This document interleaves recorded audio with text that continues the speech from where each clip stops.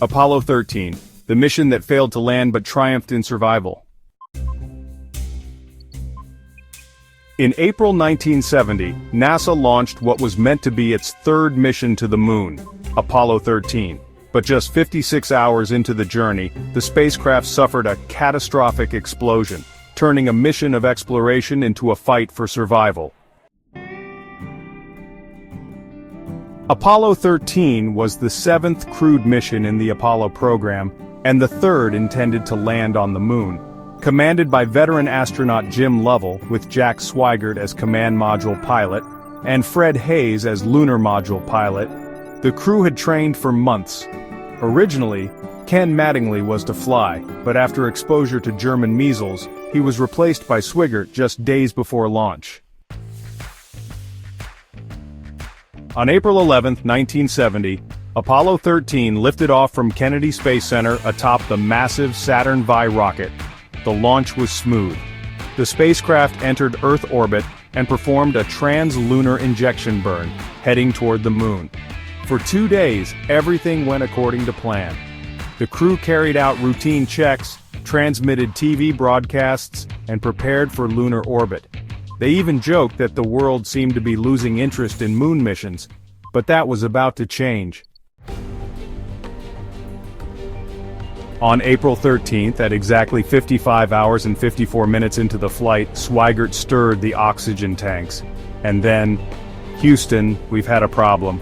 An explosion in Oxygen Tank 2 ruptured a side of the service module. The spacecraft rapidly lost electrical power, oxygen, and water. The command module was dying. Mission Control quickly realized this was no small glitch. This was a disaster in space, over 200,000 miles from Earth. With the service module damaged, the moon landing was aborted. The only hope of survival lay in using the lunar module Aquarius as a lifeboat. But the LM was designed to support 2 people for 2 days. Now it had to support 3 astronauts for over 4 days. As the temperature dropped and CO2 levels rose dangerously, engineers on Earth had to improvise, fast.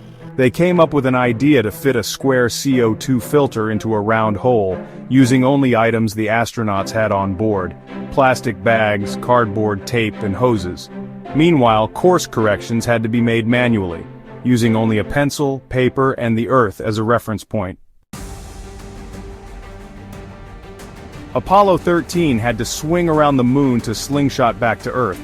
It was a long, cold, and dark journey. The cabin dropped to near freezing temperatures. The astronauts were dehydrated, exhausted, and rationing power. Every system was critical. Back on Earth, millions held their breath. TV stations covered the drama non-stop. The world prayed for their safe return. On April 17th, after 6 intense days in space, it was time for re-entry. But no one knew if the heat shield had survived the explosion. Communication blacked out during re-entry, as expected. But this time, the silence lasted longer than usual. 1 minute passed, then 2, then 4. Odyssey, this is Houston, do you read? Loud and clear, Houston, they made it. Apollo 13 never landed on the moon, but it became one of the most successful failures in history. The mission showcased human resilience, engineering brilliance, and teamwork under unimaginable pressure. President Nixon awarded the crew the Presidential Medal of Freedom. Hollywood turned the story into an Oscar-winning film. But above all, Apollo 13 became a symbol of what's possible when humans refuse to give up. This was the story of Apollo 13, a mission that was supposed to go to the moon, but instead reminded the world of the true meaning of courage. Like this video? Share it with someone who loves space. Subscribe for more amazing true stories from history and beyond. Apollo 13, the failure that saved lives. New videos every week, don't forget to subscribe.